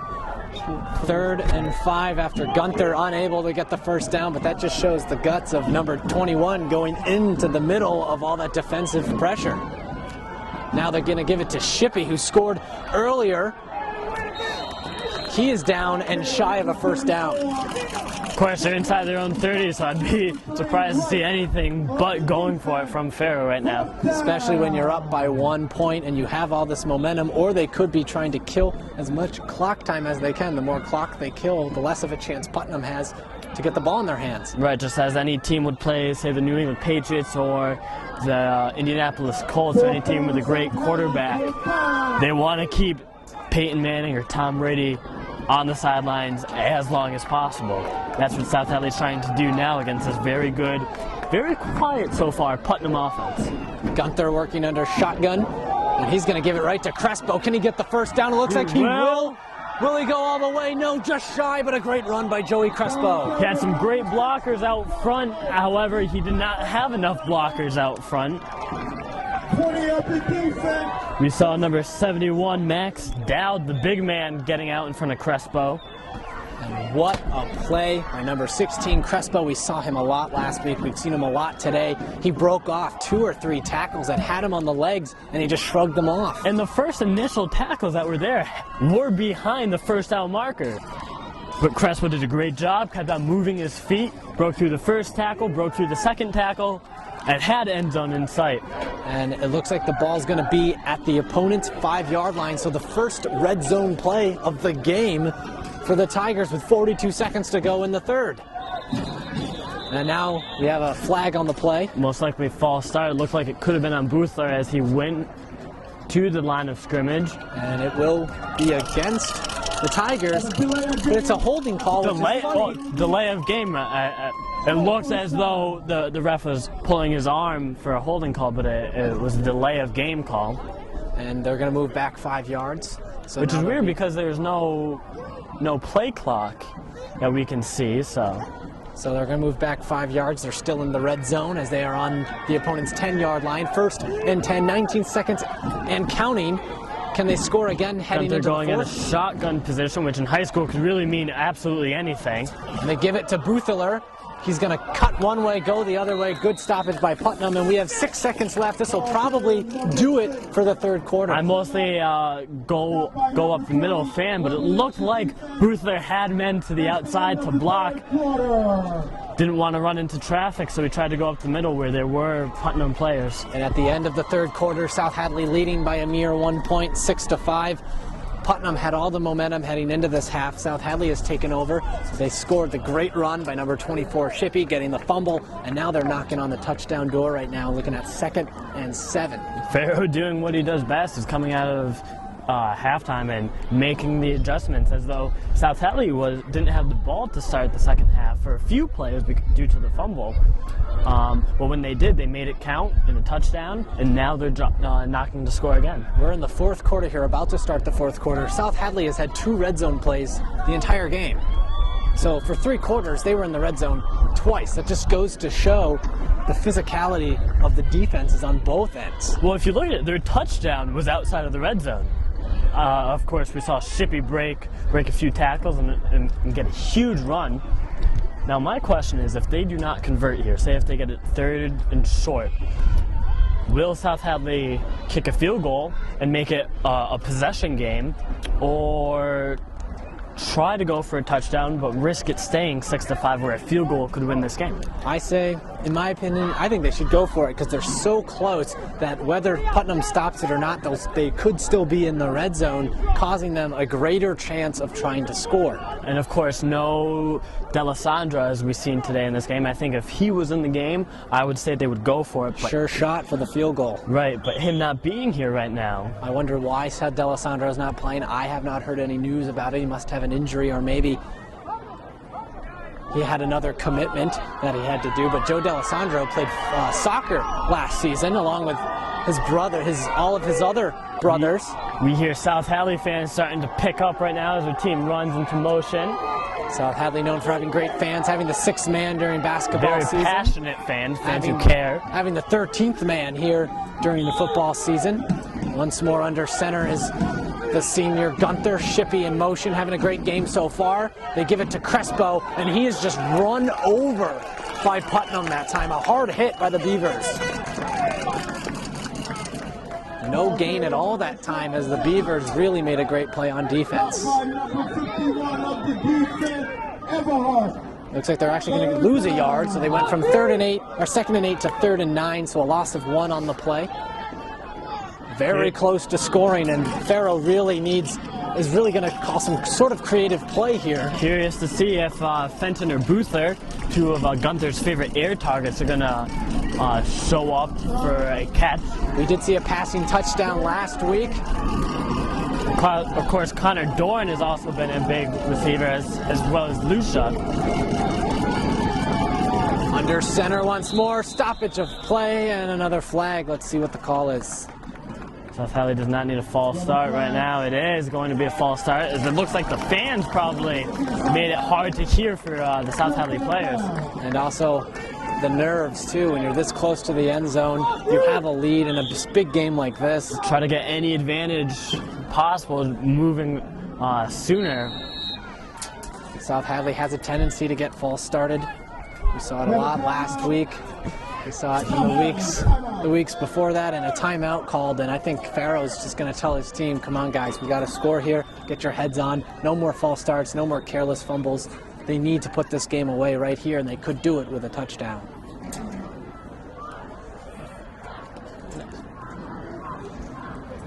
Putnam, on the other hand, their coach is probably telling them, we got to keep playing defense like we're doing. We need to stop them, maybe block a field goal if they decide to go for it, but Putnam cannot give up right now just because they're this far back in their defensive territory. Great coaches on both ends. Putnam's coach, of course, leading them to an undefeated season so far, and possibly another 7-0 game if they can come up with a win here, and Coach Farrow in his final season as the Tigers head coach, and it's going to be a big loss next season, and I wonder who's going to fill the boots of Farrow next season. I would not be surprised to see this play, South Hadley just trying to get forward, or maybe center the ball more in case they want to kick a field goal, or so they have more field to work with if they do go for a fourth down. And I think this will be a possession third down. Just like the papers predicted, this is going to come down to the final possession, and so far this is in the works of being a final possession game. Less offense than most people expected. Lattice is the man in motion, sprinting down the field. A bad snap as Gunther couldn't hold on to the football. That's the second bad snap we've seen by the Tigers, the sixth fumble we've seen. Fourth down, South Hadley, fourth down. So they do recover, but an awful snap. Gunther just couldn't get a good hand on it. Luckily, he covered it up. Snap was low. We've seen a high snap, a low snap. We've seen 6 fumbles. South Hadley really needs to try to get something here on offense, and I don't see any other option but to go for it. Sandro not playing, usually the field goal kicker. It's 4th and 19. The question is, do they air it out or keep it on the ground?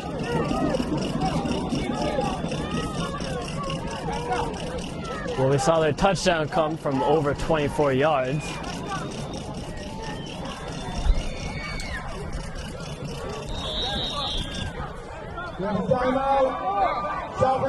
So it looks like Gunther went in to talk to the coach, and while he was there, they just decided to call a timeout. So there's 10:04 left in the fourth quarter in this game, and it's 6-5 Tigers. They have 4th and 19.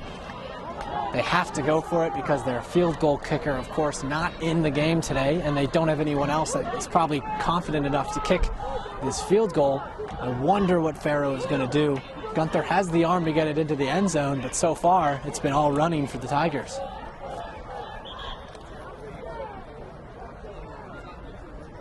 And 4th and 19 yards to an end zone.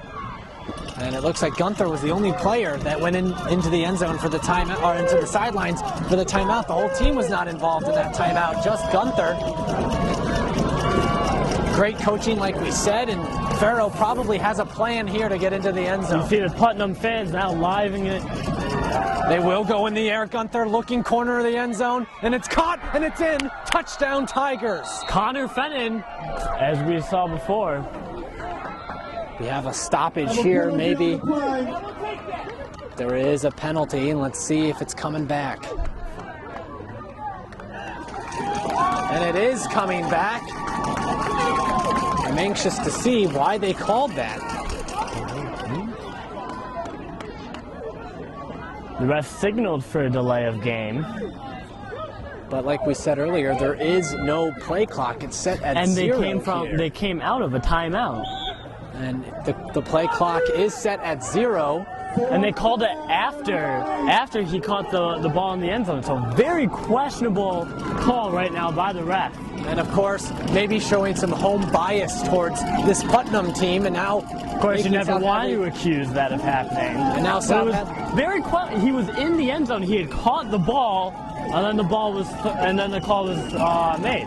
And Coach Farrow and Coach Sabbs probably not very happy after that call. They're going to go for the run. Boothler has it. Can he break another tackle? He can, shy of the end zone. So they had the touchdown, but it was overturned by a delay of gain. And what a huge run, too.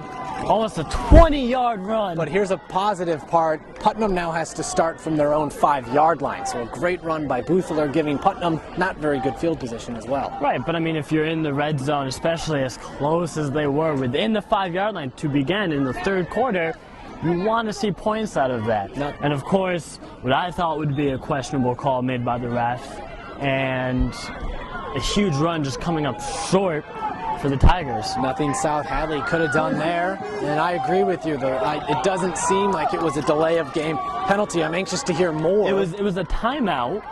And the play clock is at 0:15. A third great grab by him. He's having a great game in the air. And these balls are all coming across the middle, sort of a Deion Branch style pattern, running 5 yards and then cutting in. The quarterback doing a great job by throwing to his back shoulder, so out of the reach of the defender.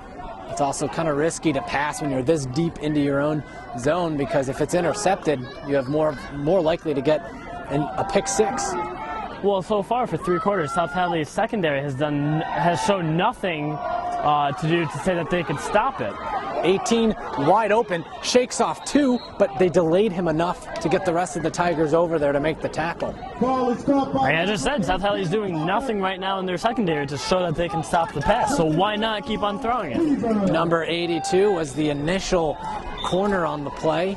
He was owned and then got owned a second time, but the rest of the secondary, number 5 Bolo coming over, and number 6 Boothler, who actually plays outside linebacker, coming in to help with the tackle. So it'll now be 2nd and 4, less than 9 minutes to go.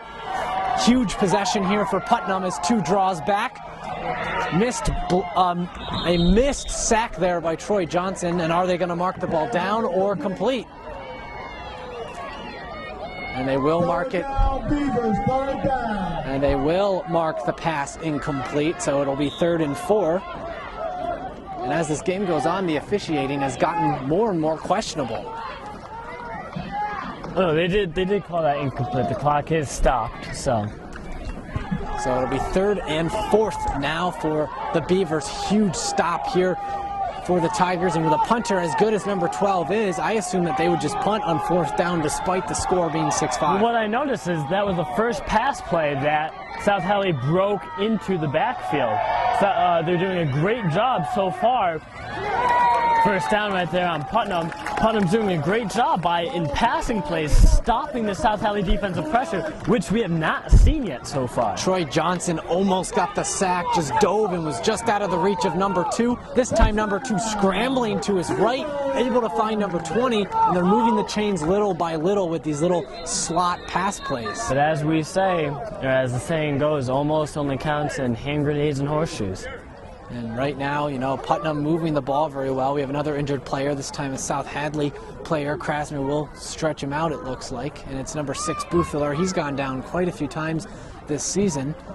And it looks like he just needs to stretch out maybe a cramp in his hamstring or quad. Hopefully he's able to go back out, because he is key for this Tigers offensive team. But right now, they need to focus on stopping this Beavers offense. This offense so far has been moving the ball, and this drive all passing. And something that we haven't seen a whole lot this season is South Hadley allowing a passing game. Allowing someone to pass. But then again, they haven't been tested by a team as good and as well coached as Putnam. And of course, they had Longmeadow, 3rd game of the season, but since Longmeadow's a running team, so they've had 3 straight games where it hasn't been much of a challenge for the Tigers. This is their most important game of the season. Next week, it goes right back to being a pretty easy schedule. They have Ludlow coming up, that is a struggling team this season. not much we've talked about was Dan Covington.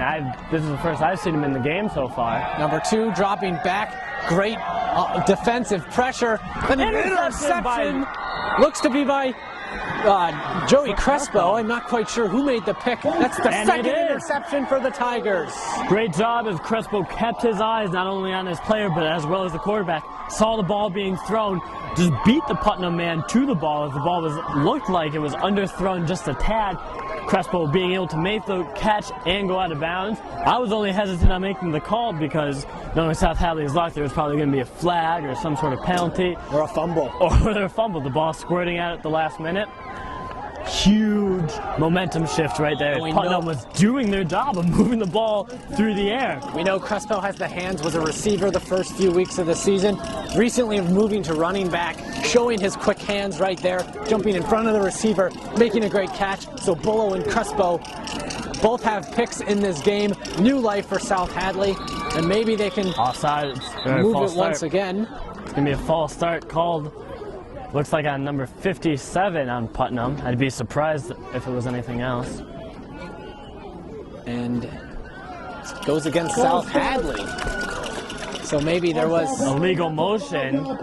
Maybe not on 6 Boothiller, maybe moving when he wasn't supposed to, but he was the man in motion. Unless he lined up improperly, but there's definitely movement and jumping by number 57, and these probably due to Boothler. These refs have been seeming to call a lot of things questionable at best so far. And of course, we don't want to accuse the officials of anything. They have a tough job out there as well, but we'd like to see impartial refs throughout the season. They are being consistent, and that's the big thing about officiating: be right, be wrong, be consistent. And Crespo just got the interception. This time gets the handoff, and he's just shy of the line of scrimmage mark as it'll go to 2nd and I believe 13. South Hadley being able to control what small power they have in this game of controlling the clock right now. So they got the lossage, the 5-yard penalty on the false start. Crespo moving it up 3 yards, so it's now 2nd and 12. As I recall, I don't believe seeing Gunther throw an interception this year. I don't recall a game that we've witnessed. He might have thrown an interception in the away game against Longmeadow, but like Dan said, we have not witnessed one. Boothler shaking off tackle after tackle and eventually brought down.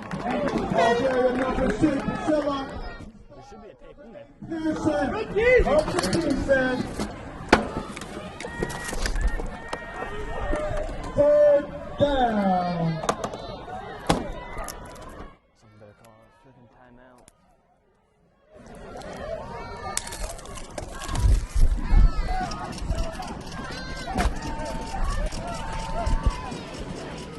Take that. So it'll be 3rd down and 8 to go for this Tigers offense.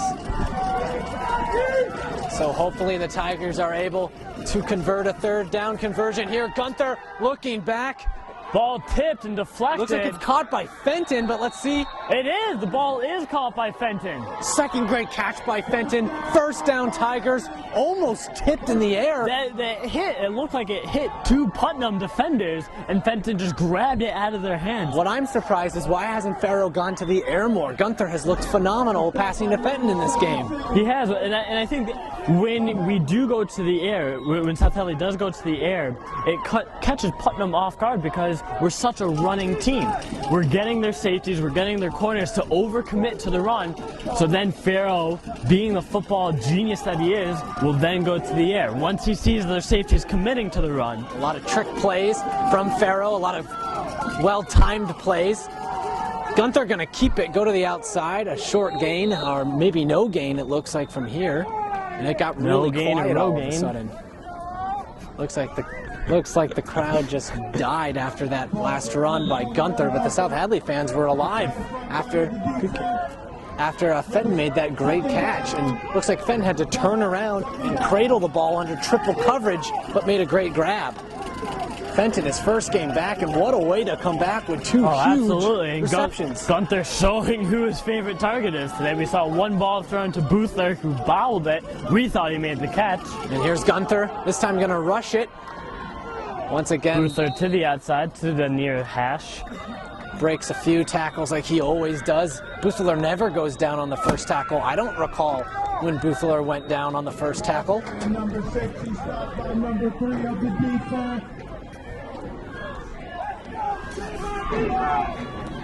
Third down.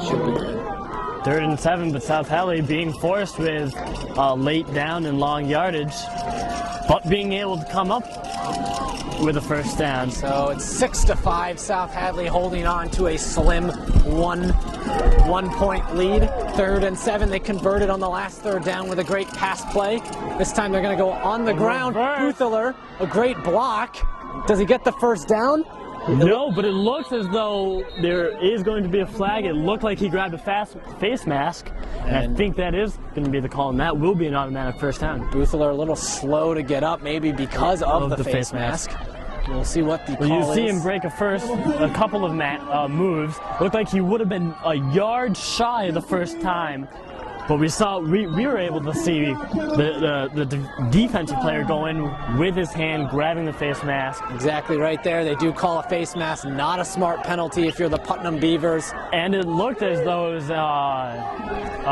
an intentional face mask. And they made the stop as well. It would not have been a first down if South Hadley, if there was no penalty, but because there is, it's now 1st and goal, and they're in the red zone for the 2nd time in this game. Usually if it's a play up the middle, or if the defender's going in from behind, it's an inadvertent face mask. As Crespo breaks a few tackles and he's about at the 5-yard line, but as I was saying, usually if a player's coming in from behind or in a big mess, they'll call it an inadvertent face mask. But if it's a player facing the player and going down, they will call a flagrant face mask. Maybe Putnam is frustrated here on their home turf, trailing by 1, and things not going their way in this 4th quarter. South Hadley doing a fantastic job of clock management so far. So it'll be 2nd and 2, or 2nd and goal, because they are in the red zone. Let's see what they decide to do here. First down. There is a flag. There is a flag on the play. But they're on the 5. So 2 yards will be on the 3. So a stoppage there and a flag. Looks like it's against South Hadley. It is. They're going to move back 5 yards. No surprise there, because South Hadley has been committing penalties all game. Not only committing penalties, but committing penalties in the red zone, within the 10-yard line. The red zone being within the 20-yard line, but South Hadley, most of their penalties are coming within the 10-yard line, and that is absolutely inexcusable. And that penalty has moved them out of the red zone now, just outside the red zone, as they're at the 21-yard line. So looks like they have to make it to about the 3-yard line for a first down. So a first down will not be a touchdown. So they're going to have to go big or go home, but it is 2nd down, so they have 2 more downs to work with if they do not convert here. Shotgun formation. Great trickery. Buthler showing his excellent speed, running to the outside. That was a trick play. Gunther faked it one way, and it looks like Putnam was convinced it was going to the left side, and instead they give it to Buthler, who goes to the right side. We have a little bit of chatter on the sideline, both teams exchanging a few words, but the refs have done a good job of maintaining and controlling the pace of this game. I don't know if he was tackled out of bounds or if Putnam had called the timeout to stop the clock. I think they're discussing whether or not it will be a timeout or it is out of. And it looks like the head coach for Putnam and one of the officials are getting into a verbal argument down on the field. Looks like they want holding calls being called on South Hadley. And the refs are not going to give Putnam the leisure of a penalty. Putnam has to be careful now. A penalty due to misconduct will give South Hadley a first down. And the coach not happy after that play, and the refs probably aren't happy with him either, yelling out onto the field. And of course, refs can get in trouble just like in basketball. You can give a ref a technical. The coach, excuse me. But the refs can also give football coaches penalties as well. Shippey gets nowhere on this play as he just got dragged all the way back to around the 23-22 yard line. Right there you see Putnam in motion, so they have the force to drive Shippey back. 4th and 13. I wonder if they're going to go in the air or stay on the ground so far away from the first down. Well, right now you saw a great move right there on 3rd down. Most people are questioning why go to the run. but having a slim lead with very little time to go, you do want to waste the clock as much as possible. You want to force Putnam to take a timeout. And the clock is still going at 2:08, so South Hadley going to try to waste as much clock without getting a delay of game penalty. Which they have, for some weird reason. 2-minute warning now here in the fourth. And it looks like it's going to be offsides on Putnam, but we'll see if maybe South Hadley jumped early. Wouldn't be surprised.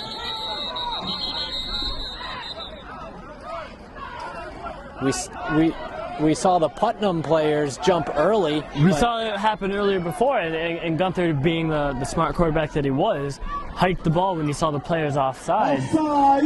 They will call it offsides. It's still fourth down. It's still fourth down and 10, believe it or not. So now they're back to the line of scrimmage, but they're still working with a fourth down. And it looks like one of the Putnam players exchanging a few words with one of the South Hadley Tigers. And number 57 is going to sub out now for number 13 on the Beavers side. South Hadley being well coached and never having a problem with players' composure out on the field, never running into any problems verbally. Saw that time walking away from the confrontation on the Beaver side. They know better to disrespect Farrell like that.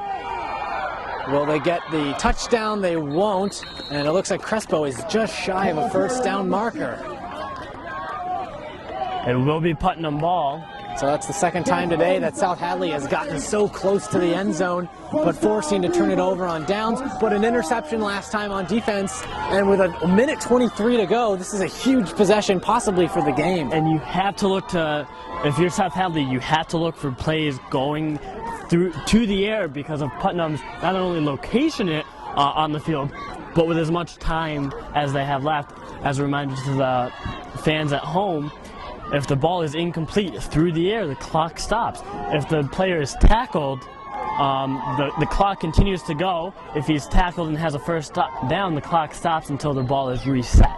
And of course, running plays is the best way to milk the clock, is just keep running the ball. Right now, South Hadley with 4 in the complete secondary. A 4-receiver setup for the Putnam here. 3 on the bottom of your screen, 1 up top. So they must be looking pass unless they want to trick it up and go rush.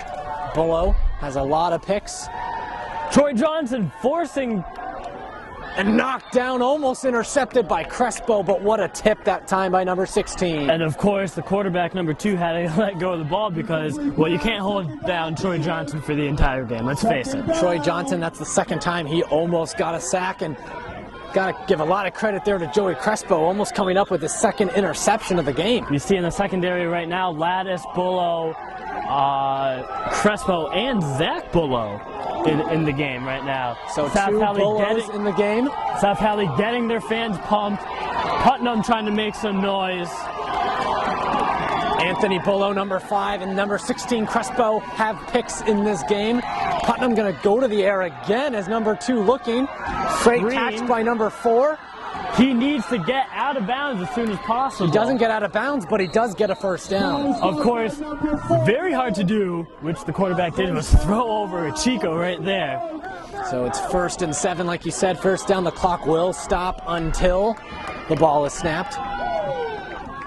Putnam probably, they do call a timeout. They do call a timeout. And South Hadley is now applying pressure, but number 2 showing his composure, using the screen, as that's what killed South Hadley last game in between the 20s, was the usage of the screen. So I think Putnam, after that last pass play, were like, maybe we should stick it to the ground because South Hadley's starting to catch on in the secondary. And that time they did go for a pass, but it was a nice short pass that a South Hadley defender couldn't get a hand on. Well, as of right now, what's beating South Hadley is those air plays, those slants. But of course, South Hadley has picked off 2 plays, but they were 2 pretty well-thrown balls. I mean, it was just our secondary ousting their receivers. But so far in the game, I would say Putnam, aside from those 2 turnovers, has done a fantastic job going through the air. I would be nervous if I were Putnam to throw because of this great secondary. Number 5, especially Bullow. We've talked a lot about Anthony Bullow this season with 7 interceptions, 1 more today. And of course, he's done a great job punting the ball as well. So he's a double threat out there on the field. we're proud to present this game as so far it has been a fantastic game, as predicted. I mean, that is one of the reasons why we went on this away game. And I believe the paper predicted a 22-16 final. It's 6-5 right now. It will be a last possession game. We'll tell you that right now. And South Hadley would want nothing more than a turnover on downs on this drive. It's 2nd and 10 after that incompletion, as though it looked like number 2 just had to get the ball out of his hands. I mean, obviously you would much rather an incomplete than a sack or a clock running play.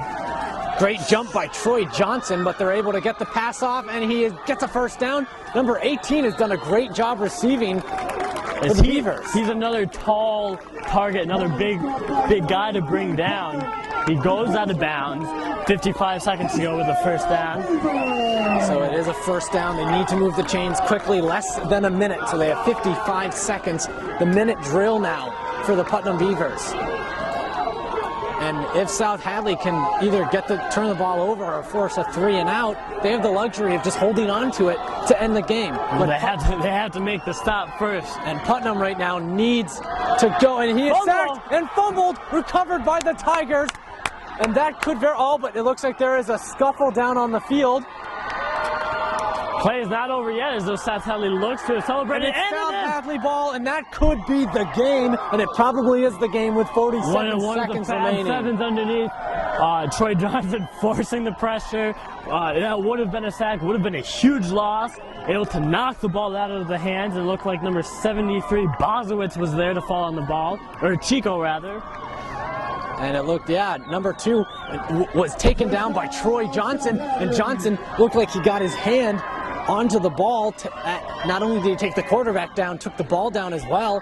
And just like you said, the defensive line was right there to scoop it up. And what an unfortunate break for Putnam. and it's very questionable because so far, before the game, when South Hadley had very few secondary and was rushing the quarterback mostly, they were unable to get pressure. But then when they only rushed four players, that's when they started creating pressure, which is really weird to see. Another ironic thing is that South Hadley has 6 fumbles in this game, and the one that won it for them is a fumble on the Putnam side. So we've seen... Of course, Putnam does have a couple timeouts, so South Hadley is going to have to at least probably get a first down.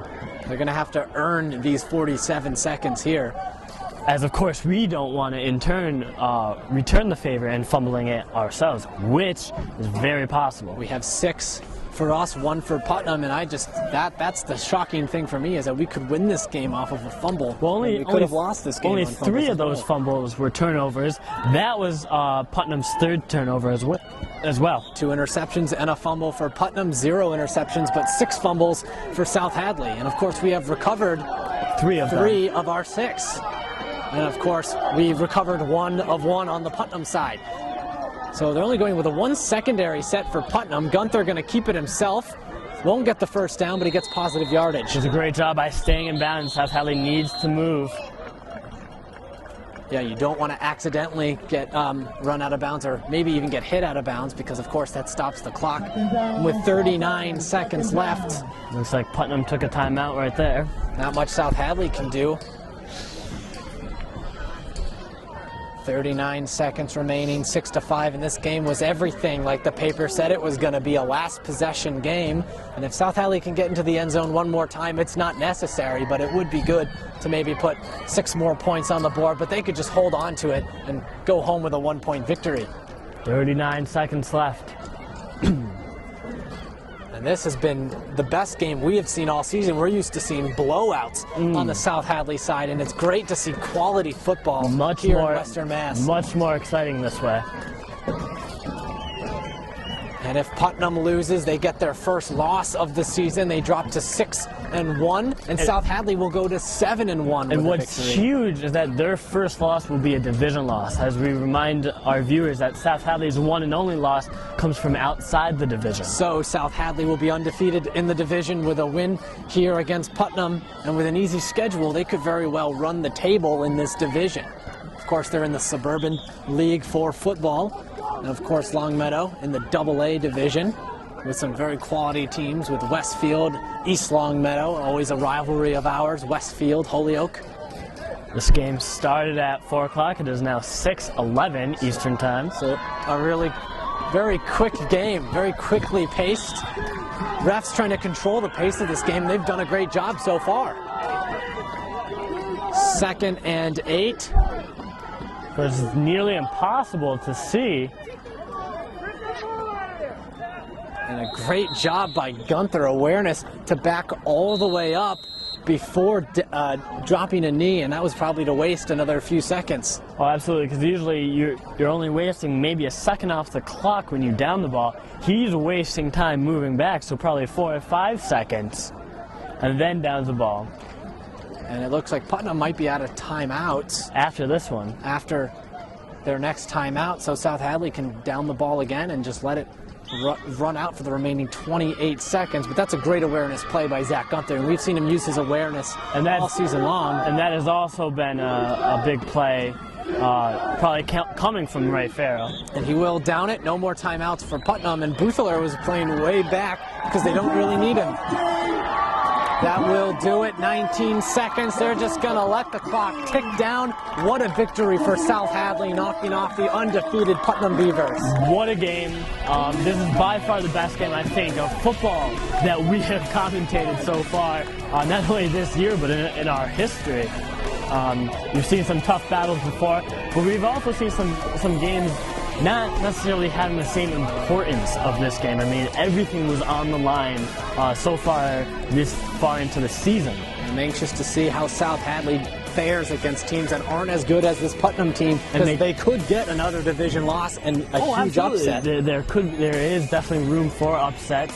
The South Hadley team is not impossible to beat. So at the end of the game, South Hadley pulling off a huge victory, 6-5. Is the final score. 1 point decided this game. South Hadley undefeated in the division and 1 loss on the season. Putnam getting their first loss of the season. Your thoughts? Well, it feels good to finally breathe after a nail biter like this. South Hadley, we mentioned in the first half, well, in the first quarter, they controlled the game. Second half, it was back and forth between South Hadley and Putnam. The beginning of the third quarter, Putnam came out. They didn't get anything off of offense, but they also had a fumble on South Hadley, so South Hadley frustrated. They respond by controlling all of the third quarter and pretty much everything in the fourth quarter and running the game. They saw Buthler get more involved in the game, which is what we suggested over halftime. We saw Connor Fenton make a few great catches that sealed the deal. Shippey obviously scoring a touchdown, and Crespo making some plays. So South Hadley controlling the second half. Next week, the Tigers don't have that tough of an opponent as well as the rest of the season. They have mostly division games the rest of the way. There's still a few more teams they have yet to play. A lot more road games the second half. They've only had 2. This was their second. So they're going to be on the road a lot more. Hopefully we'll be able to bring you those games. But South Hadley, well coached, great defensive secondary pressure. The defensive line got more involved in the second half. It was really first half Putnam, second half South Hadley. Of course, South Hadley scoring all their points in the second half, Putnam scoring all their points in the first half. And there was only 1 touchdown in this game that came from South Hadley. You have to remember South Hadley's defense held Putnam only to a field goal. They, of course, scored on special teams, rather, not even on defense, on special teams with the safety. And as you said earlier, the rest of the games are away. That means we would love to have more volunteers, more people coming on board, going to the away games with us to help us film and everything. I'm Addison Boroff, joined here by Dan Dubuc. A great victory for your South Hadley Tigers, and hopefully we'll bring you the game next week. Good night.